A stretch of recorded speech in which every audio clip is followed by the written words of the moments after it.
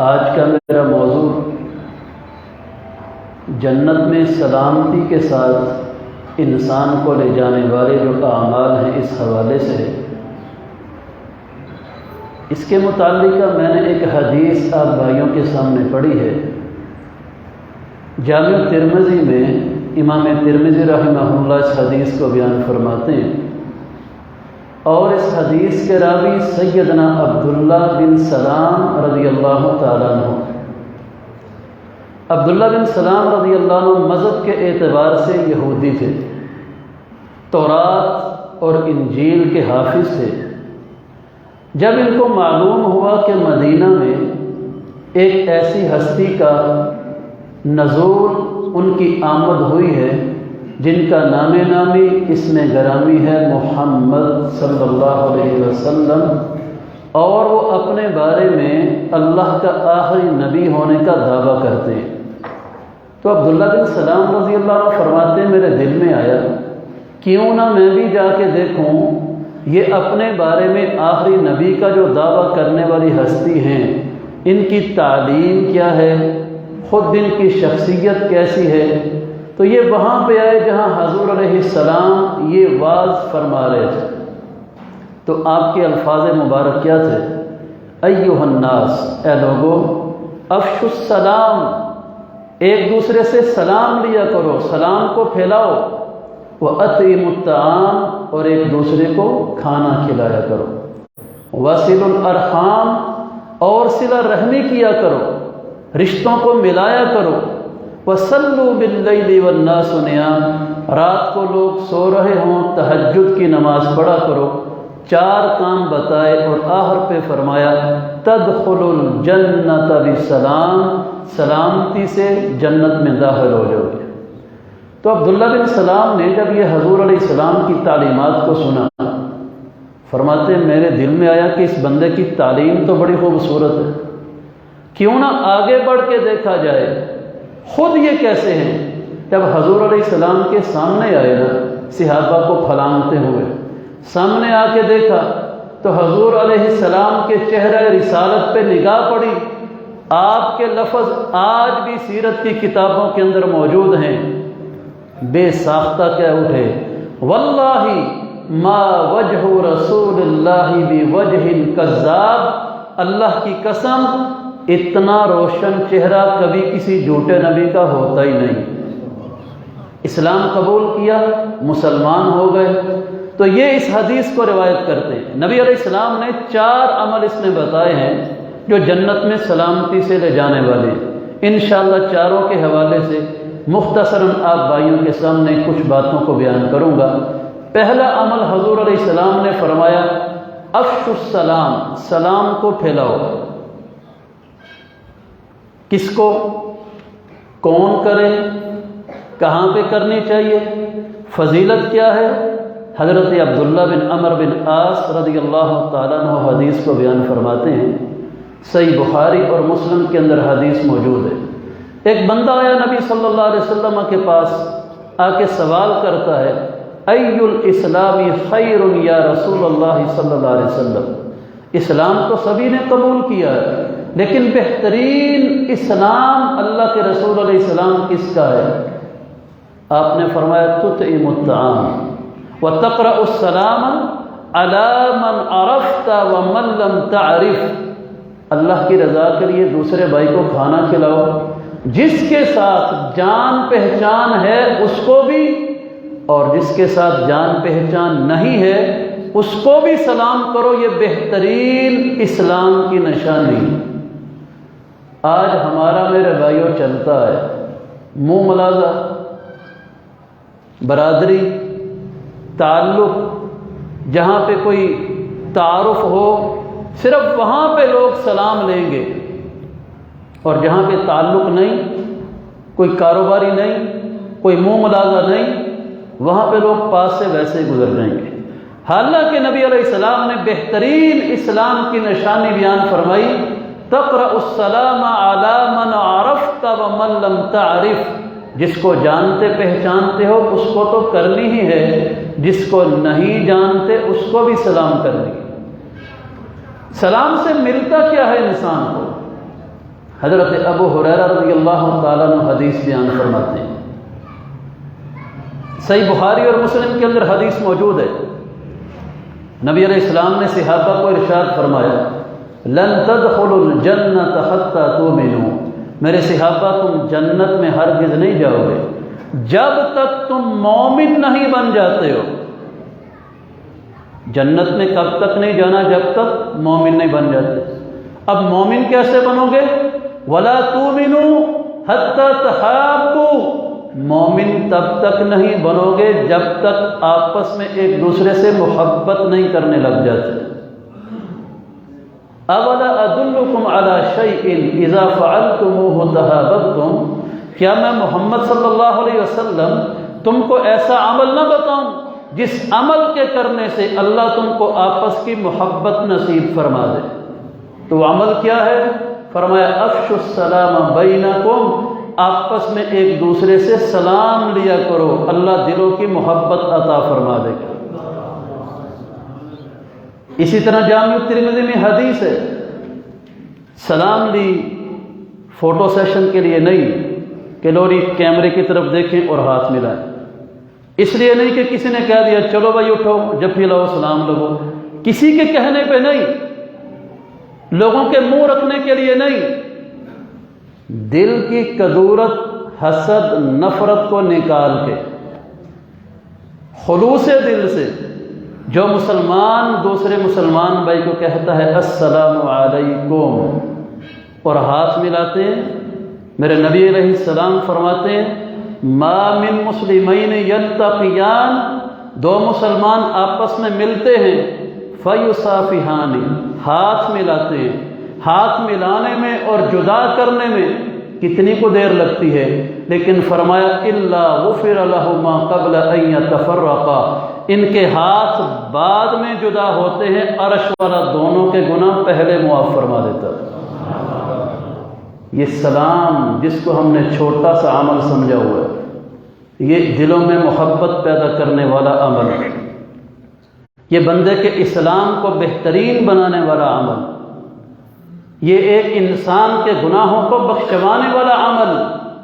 اور اسی طرح ابو امامہ رضی اللہ تعالیٰ عنہ حدیث کو بیان فرماتے ہیں، یہ بھی جامع ترمذی کے اندر ہے، نبی مکرم صلی اللہ علیہ وسلم نے فرمایا ان اول الناس باللہ ابدأهم بالسلام، یہ بھی ایک ٹرینڈ بن گیا ہے، ایک بندہ دیکھتا ہے دوسرا بھی دیکھ رہا ہے، پہل کرنے میں بھی ایمانی حوصلے کی ضرورت ہوتی ہے۔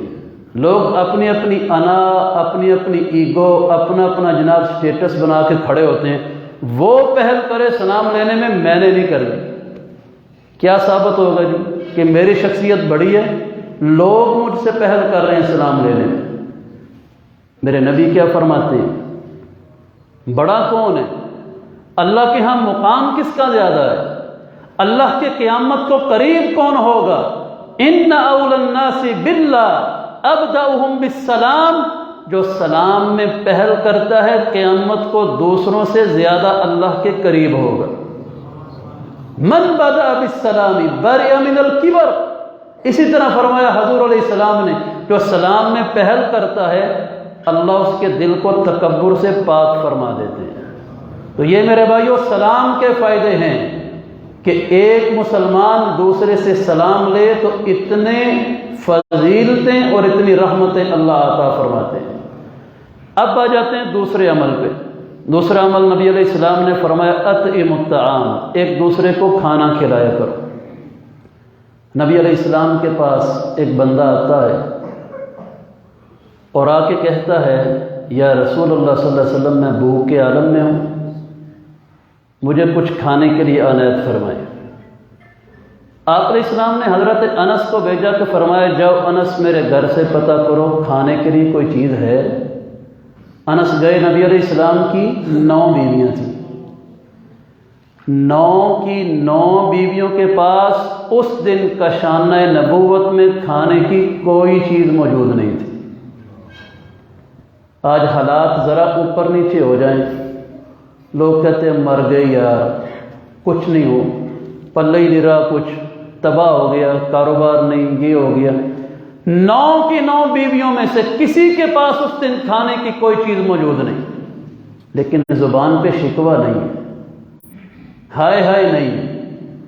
انس نے آ کے بتایا رضی اللہ عنہ نے، میرے نبی نے فرمایا کہ بھائی اپنے اس بھائی کی مہمان نوازی کون کرے گا؟ ایک صحابی کہتے ہیں یا رسول اللہ صلی اللہ علیہ وسلم میں کروں گا، وہ اپنے ساتھ گھر لے گئے۔ زیادہ دولت کا ہونا میرے بھائیوں یہ عزت اور شرف کی بات نہیں ہے۔ اگر یہ عزت اور شرف کی بات ہوتی نا تو قارون کبھی اللہ کے عذاب کا نشانہ نہ بنتا۔ دولت ہو لیکن میرے نبی علیہ السلام اور حضور کے صحابہ کی طرح خرچ کرنے کی توفیق بھی ہو، یہ عزت اور شرف کی بات ہے۔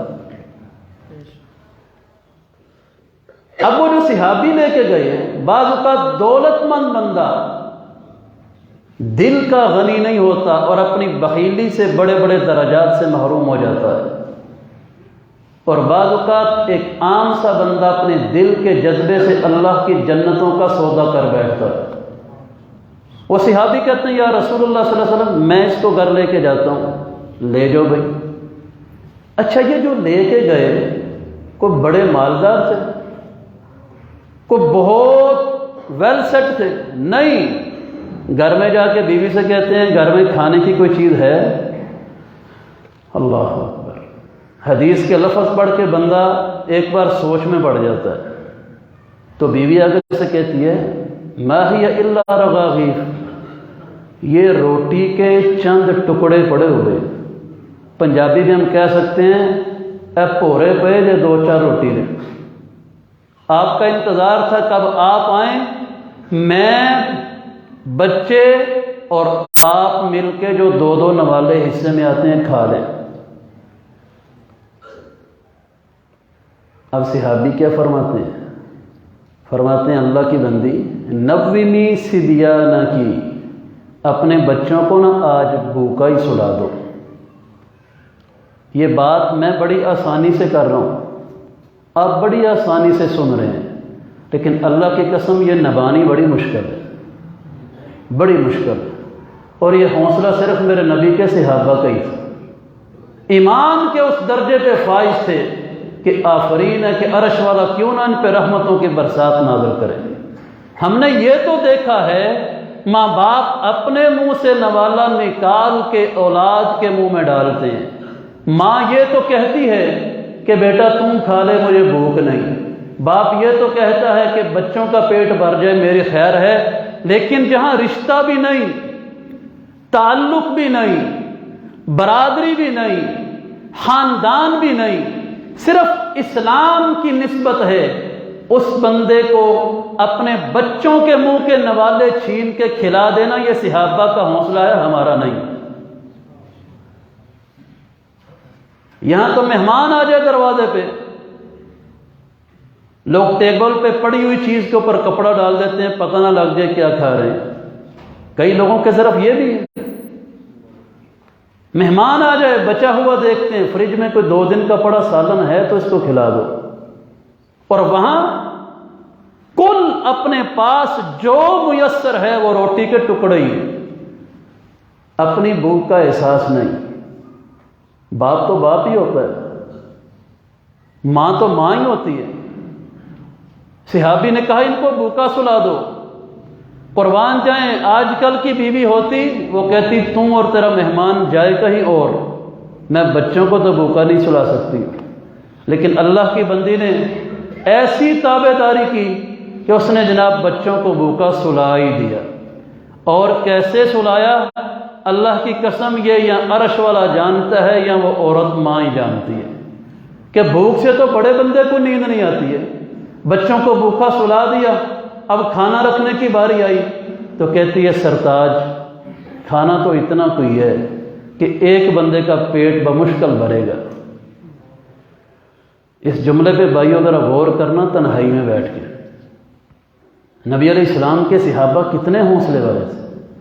ایک بندے کی بھوک بمشکل جو کھانا مٹائے، اسی کھانے کو سب نے کھانا تھا نا، بچوں نے بھی اور بیوی نے بھی، لیکن کتنا صبر ہے۔ نہ اللہ کی اطاعت میں کمی، نہ حضور علیہ السلام کے سامنے جا کے ہائے ہائے مر گئے کچھ نہیں، نہ زبان پہ شکوہ، ایسا صبر۔ فرماتے ہیں اچھا کھانا اتنا کوئی ہے تو ایسا کرو اس کمرے سے چراغ اٹھا لو، چراغ اٹھا لو وہاں سے اور کھانا رکھ دو، میں اندھیرے میں پاس بیٹھ کے یوں ہی ہاتھ ہلاتا رہوں گا، مہمان کھانا کھا لے، ہو سکتا ہے عرش والا رب ہم پہ اسی عمل پہ راضی ہو جائے۔ اللہ اکبر۔ جب یہ لفظ زمین پہ بولے جا رہے تھے تو عرش والا بھی تو سن رہا تھا نا اوپر، وہ علیم بذات الصدور بھی ان جذبوں کو دیکھ رہا تھا کہ میرے نبی کے ایک بھیجے ہوئے مہمان کی اتنی قدر۔ اس اللہ کی بندی نے چراغ اٹھایا، یہ پاس بیٹھ کے ہاتھ اور منہ ہلاتے رہے اور مہمان کھانا کھاتا رہا۔ اور حدیث کے لفظ ہیں فباتا تاویین، دونوں میاں بیوی نے بھوکے ہی رات گزار دی۔ صبح فجر کی اذانیں ہو گئیں، مسجد نبوی میں گئے اپنے اسی بھائی کو لے کے، اب نماز پڑھی اللہ کے نبی علیہ السلام کے پیچھے۔ میں جب یہ حدیث پڑھتا ہوں تو سوچتا ہوں فجر کی نماز کا وقت اور میرے نبی مصلی پہ نماز پڑھا کے یوں جناب چہرہ فرماتے ہیں صحابہ کی طرف، وہاں صدیق اکبر بھی بیٹھے ہوئے ہیں، فاروق اعظم بھی ہیں، عثمان غنی بھی ہیں، علی حیدر کرار بھی ہیں، عشرہ مبشرہ بھی ہیں، دیگر صحابہ بھی ہیں۔ اور آج یہ عمل ہوا کہ حضور علیہ السلام نے سلام پھیرنے کے بعد یوں صحابہ کی طرف منہ کیا، پہلا سوال تمام صحابہ کے سامنے کیا، این ابو طلحہ، ابو طلحہ کدھر ہے؟ اب سارے دیکھ رہے ہیں کہ خیر و صحیح، ابو طلحہ کو آواز پڑ گئی، این ابو طلحہ، ابو طلحہ کدھر ہے؟ وہ جو صحابی گھر لے کے گئے تھے نا ان کا نام ابو طلحہ ہی تھا۔ پہلی آواز پہ کیوں نہیں اٹھے؟ آواز تو میرے نبی نے دی نا، این ابو طلحہ، ابو طلحہ کدھر ہے؟ پہلی آواز پہ کیوں نہیں اٹھے؟ صحابہ تو حضور علیہ السلام کے اشاروں پہ جان قربان کر دیتے تھے، یہاں تو نام لیا جا رہا ہے، آپ اٹھے کیوں نہیں؟ اس کا جواب کسی حدیث کی کتاب میں نہیں۔ دل میں آتا ہے کہ یا اللہ یہ اٹھے کیوں نہیں؟ سمجھ ہی آتی ہے غریب تھے، شاید انسان ہونے کے ناطے سوچ پیدا ہو گئی ہو کہ آج سارے مجمع میں میرے نبی نے حاضری لگا دی ہے، پتہ نہیں کوئی مہمان نوازی میں کمی رہ گئی کہ اللہ نے اپنے نبی کو بتا دیا، اب اٹھیں کیسے؟ حوصلہ نہیں پڑ رہا۔ جب پھر ارشاد ہوا این ابو طلحہ، ابو طلحہ کدھر ہے بھائی؟ اٹھے، لبیک و سعدیک یا رسول اللہ صلی اللہ علیہ وسلم، اللہ کے رسول علیہ السلام میں حاضر ہوں۔ اب وہ جو خوشی اس وقت ملنے لگی ہے نا، اللہ کی قسم دنیا کا بڑے سے بڑا خطیب بھی اس کو اپنے لفظوں میں بیان نہیں کر سکتا۔ ایک ابو طلحہ کے پورے گرانے کی رات کی بھوک کو ہم اپنے الفاظ میں نہیں بیان کر سکتے، اور ایک اب جو میرے نبی نے فرمایا اعجب اللہ الی ضیفکما، ابو طلحہ تو نے اور تیری بیوی نے رات کو جو مہمان نوازی کی، اللہ عرش پہ مسکرا پڑا ہے۔ ذرا ایمانداری سے سوچئے گا، ایک غریب بندے کو عشرہ مبشرہ بھی ہیں، ابو بکر و عمر بھی ہیں، سب کی موجودگی میں جب میرے نبی نے اتنی بڑی بشارت دی ہوگی، اس صحابی کے دل کی کیفیت کیا ہوگی؟ اور صرف اللہ خوش ہی نہیں ہوا، اللہ نے قرآن کی آیت بھی نازل فرما دی، وَيُؤْثِرُونَ عَلَىٰ أَنفُسِهِمْ وَلَوْ كَانَ بِهِمْ خَصَاصَةٌ، میرے نبی آپ کے صحابہ میں ایسے بھی ہیں خود جتنی مرضی مشکل میں ہوں اپنے بھائی کی مشکل کو ترجیح دیتے ہیں۔ یہ اللہ نے صفت بیان کر دی قیامت تک کے لیے، جو بھی قرآن کو سمجھ کے پڑھنے والا آئے گا، سمجھ کے، صرف یعلم تعلم کرنے والا نہیں، جس کو معنی اور مفہوم کی سمجھ ہے، جو سمجھ کے پڑھے گا، جب بھی قرآن کی اس آیت کو سنے گا یا زبان سے ادا کرے گا، وَيُؤْثِرُونَ عَلَىٰ أَنفُسِهِمْ وَلَوْ كَانَ بِهِمْ خَصَاصَةٌ، اللہ کی قسم اس کے دل میں ابو طلحہ اور ان کے اہل و عیال کی عظمت زندہ ہوتی رہے گی۔ اتنی بڑی سعادت آج ہر بندہ ہی کہتا ہے نفسی نفسی، میرا پیٹ بھر جائے، دوسرے کا بھرتا ہے بھرے، نہیں بھرتا نہ بھرے، میرا کچھ بن جائے، دوسرے کا بیڑا غرق کر کے بھی بنتا ہے تو میرا کچھ بن جائے۔ میں اپنے گھر میں خوشحال ہوں، دوسرا بھائی جو ہے آج بھائی بھائی کی طرف دیکھنے کو تیار نہیں۔ آج جوائنٹ فیملی سسٹم میں ایک مکان کی چھت کے نیچے رہتے ہوئے ایک باپ کی اولاد، سکے خون کا رشتے، سکے بہن بھائی، ایک اپنے کمرے میں افطاری کر رہا ہے، دوسرا اپنے کمرے میں کر رہا ہے۔ حالات یہاں تک ہیں وہ اپنے کمرے کا دروازہ بند رکھتا ہے، وہ اپنے کا، وہ کہتے ہیں ان کی نظر ہماری طرف نہ پڑے، وہ کہتے ہیں ان کی نظر ہماری طرف نہ پڑے۔ بھائی بھائی سے بولنے کو تیار نہیں۔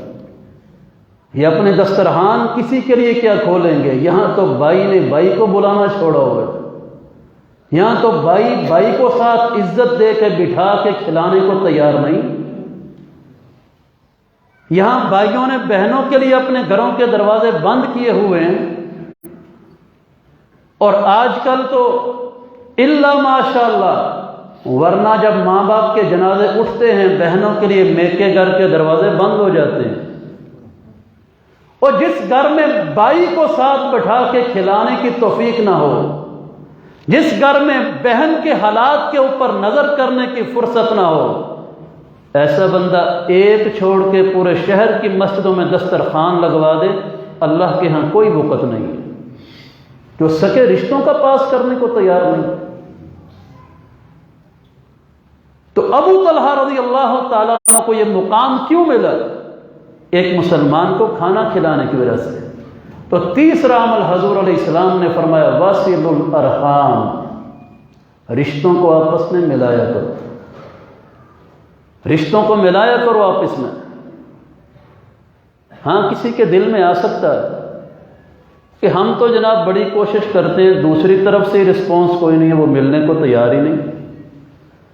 ہم تو بڑی تگودو کرتے ہیں، دوسری طرف سے جناب کوئی گرین سگنل ہی نہیں کہ رشتہ رکھنا بھی ہے، نبھانا بھی ہے کہ نہیں نبھانا ہے۔ ہو سکتا ہے کسی کے ذہن میں یہ سوال ہو، نبی اکرم صلی اللہ علیہ وسلم کے پاس بھی یہ سوال ایک بندہ لے کے آیا تھا۔ حدیث میں آتا ہے اس بندے نے آ کے کہا ان لی قرابۃ آصلہم ویقطعونی۔ اب تین باتیں تینوں توجہ سے سنیے گا۔ وہ بندہ کہتا کیا ہے؟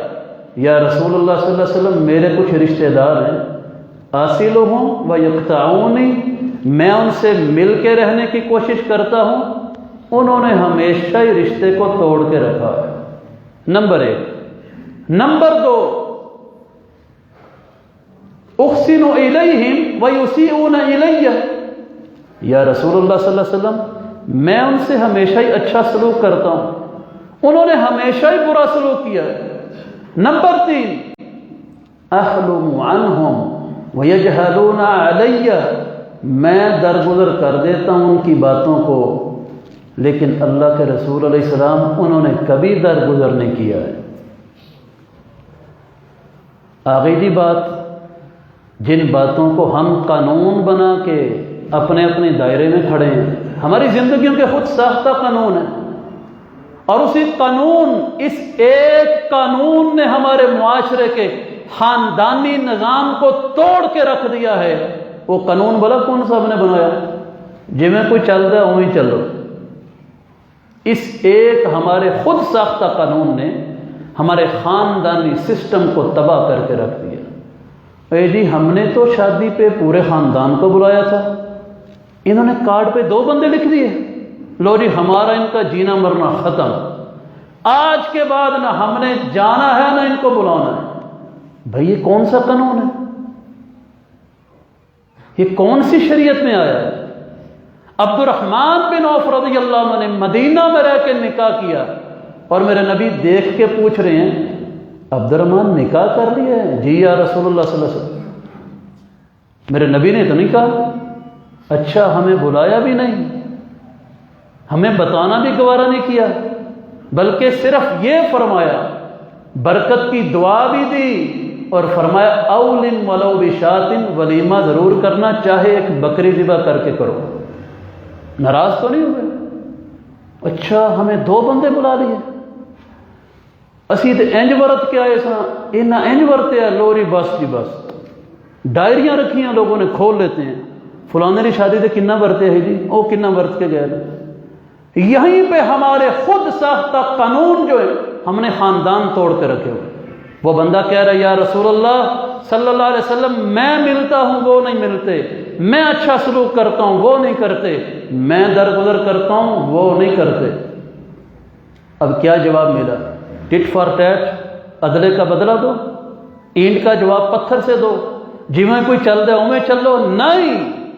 میرے نبی فرماتے ہیں ان کنت کما تقول حقا، اگر جیسے تم کہہ رہا ہے بات ایسے ہی ہے نا، تو میرے صحابی پھر اپنے عمل کو چھوڑنا نہیں ہے۔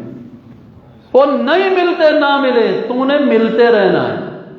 وہ اچھا سلوک نہیں کرتے نہ کریں، تو نے کرتے رہنا ہے۔ وہ درگزر نہیں کرتے نہ کریں، تو نے کرتے رہنا ہے۔ ضمانت میں محمد دیتا ہوں صلی اللہ علیہ وسلم، فَتُصِفُّهُمُ الْمَلْ، ایسے ہی سمجھ جیسے تم گرم ریت ان کے چہروں پہ پھینک رہا ہے۔ وَمَا دُمْتَ مِنَ اللَّهِ ظَهِيرٌ عَلَيْهِمْ، کہ میں رہا ہوں، عمل تو نے کرنا ہے، تو اپنے عمل کو چھوڑنا نہ، میرا رب عرشوں سے ہمیشہ تیری مدد نازل فرماتا رہے گا۔ ہم کدھر کھڑے ہیں؟ یہاں تو رشتے ٹوٹے ہوئے، خاندان بکھرے ہوئے ہیں، اس کے باوجود ہر بندہ تمنا کرتا ہے کہ جی میری زندگی سب سے لمبی ہو۔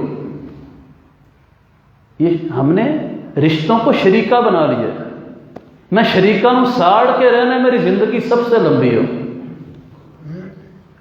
میں دولت اتنی کمانی ہے شریکہ نوں اگ لگ جائے۔ اللہ نے بھی دولت کے کچھ قانون بنائے ہوئے ہیں۔ ابو ہریرہ رضی اللہ عنہ کی حدیث ہے صحیح بخاری اور مسلم میں، آپ علیہ السلام نے ارشاد فرمایا من احب ان یبسط له فی رزقہ وان ینسأ له فی اثرہ، جو بندہ چاہتا ہے، ایک ہے دعا مانگنا کہ دعا کرو جی اللہ زندگی دے دے، دعا کرو جی اللہ کاروبار میں برکت پا دے، ایک ہے دعا کرنا، ایک ہے کہ دعا بھی نہیں، بغیر دعا کیے عرش والا رب زندگی میں بھی برکتیں ڈالتا جا رہا ہے، مال بھی نوازتا جا رہا ہے۔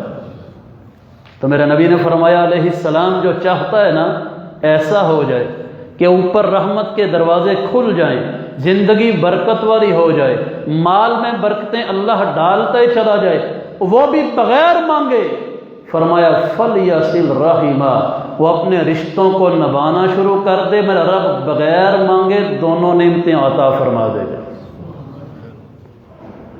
یہاں پورے محلے کو عید ملنی ہے لیکن بھائی نے بھائی کو نہیں ملنی۔ پوری دنیا کو فیس بک پہ نا عید مبارک کا میسیج دے دینا ہے سٹیٹس لگا کے، لیکن بہن کے گھر نہیں جانا عید ملنے کے لیے۔ یہ نفرتیں ہمارے معاشرے کی۔ تو فرمایا رشتوں کو ملاؤ، یہ تیسرا عمل ہے جو جنت میں لے جانے والا ہے۔ اور چوتھا عمل حضور علیہ السلام نے کیا فرمایا؟ صلوا باللیل والناس نیام، رات کو لوگ سو رہے ہوں تہجد کی نماز پڑھا کرو۔ اب تہجد تو دور کی بات بھائیو، فجر کے وقت اٹھنے والے گھرانے بڑے تھوڑے ہیں، لیکن نبی علیہ السلام نے فرمایا تھا تہجد قیام اللیل کے حوالے سے، علیکم بقیام اللیل، اپنے اوپر رات کا قیام لازم کرو، انہ داب الصالحین قبلکم، تم سے پہلے جتنے بھی نبی رسول نیک لوگ گزر گئے سب کی سنت اور طریقہ ہے رات کو قیام کرنا۔ ملے گا کیا؟ فرمایا یہ گناہوں کو دھو دینے والا عمل ہے، منہات عن الاسم، گناہوں سے بریک لگوا دیتا ہے، اللہ کے قریب کر دیتا ہے۔ اور میرے اللہ نے بھی اپنے نبی علیہ السلام کو یہی فرمایا نا، وَمِنَ اللَّيْلِ فَتَهَجَّدْ بِهِ نَافِلَةً لَكَ، اے میرے محبوب علیہ السلام رات کو تہجد پڑھا کریں، آپ پہ یہ زائد ہے، عسیٰ ان یبعثک ربک مقاما محمودا، قریب ہے کہ آپ کا رب تہجد کی برکت سے آپ کو مقام محمود عطا فرما دے گا۔ چلیں زیادہ نہیں، آج کل ہی میرے بھائیوں بھی کتنے مبارک دن رمضان کے پیچھے ہیں، اگر پوری تہجد نہ پڑھی جائے تو قیام رات کو تھوڑا سا حصہ تو ضرور ڈالیں نا، تھوڑا سا حصہ تو ڈالیں۔ اور وہ کیسے؟ آپ علیہ السلام نے ارشاد فرمایا، رحم اللہ رجلا ایقظ من اللیل و ایقظ امرأته ان ابت نازها فی وجہها الماء، ورحم اللہ امرأة ایقظت من اللیل و ایقظت زوجها ان ابا نازحت فی وجہه الماء۔ اللہ ایسا بندہ جو صبح سحری کو اٹھے، اپنی بیوی کو اٹھائے، نہ اٹھے تو اس کے چہرے پہ پانی کا چھینٹا مارے۔ ایسی عورت سحری کا اٹھے، اپنے خامن کو اٹھائے، نہ اٹھے تو اس کے چہرے پہ پانی کا چھینٹا مارے۔ یا اللہ ایسا کرنے والے میاں اور بیوی وہ دنیا میں کہیں بھی ہوں، کوئی بھی ہوں، جو ایسا عمل کرتے ہیں، میں تیرا نبی محمد صلی اللہ علیہ وسلم تجھ سے دعا کر رہا ہوں، جو بھی ایسا عمل کریں اللہ ان پہ اپنی رحمتیں نازل فرما دینا۔ اور میرے بھائیوں، پوری دنیا کے مفتی، شیخ الحدیث، عالم، واعظ، سکالر، مدرسین، یہ ایک ہی وقت میں کسی بندے کے لیے سارے بھی ہاتھ اٹھا لینا، ان سب کی دعاؤں کے بدلے میں اتنی رحمتیں نازل نہیں ہونے والی جو میرے نبی کی ایک دعا سے نازل ہونے والی۔ ایمان ہے نا؟ پھر اب اتنا ایمان ہے تو آؤ پھر کوشش کیجیے، رمضان کے دنوں میں ہر بندہ اس سحری کو اٹھا ہوتا ہے، عورتیں بھی اور مرد بھی، اور زیادہ نہیں کم از کم دہی لینے کے بہانے نہیں اٹھ جاتے ہیں کہ 2 بجے دہی والی دکان کھلنی ہے۔ جب اٹھنا جو ہے تو کیوں نہ میرے بھائیو اپنے نبی کی رحمتوں والی دعا کو ہی سمیٹ لیں کہ زیادہ نہیں کم از کم 2 رکعتیں میرے بھائیو مصلی پہ کھڑے ہو کے ضرور پڑھو، خود بھی پڑھو، اپنے اہل خانہ کو بھی تلقین کرو، تاکہ چوتھا عمل یہ بھی پورا ہو جائے کہ رات کو لوگ سو رہے ہوں تو تم اٹھ کے قیام کرو، رات کی نماز پڑھو۔ یہ 4 عمل بتائے، پہلا سلام لینا، دوسرا کھانا کھلانا، تیسرا صلہ رحمی کرنا، چوتھا رات کو قیام کرنا۔ فرمایا جو بندہ یہ 4 عمل کر لے گا، ضمانت میں محمد دیتا ہوں صلی اللہ علیہ وسلم، تدخل الجنت بسلام، سلامتی سے جنت میں داخل ہو جاؤ گے۔ اللہ مجھے اور آپ کو سمجھنے کی عمل کرنے کی توفیق عطا فرمائے۔ آخر دعوانا ان الحمد للہ رب العالمین۔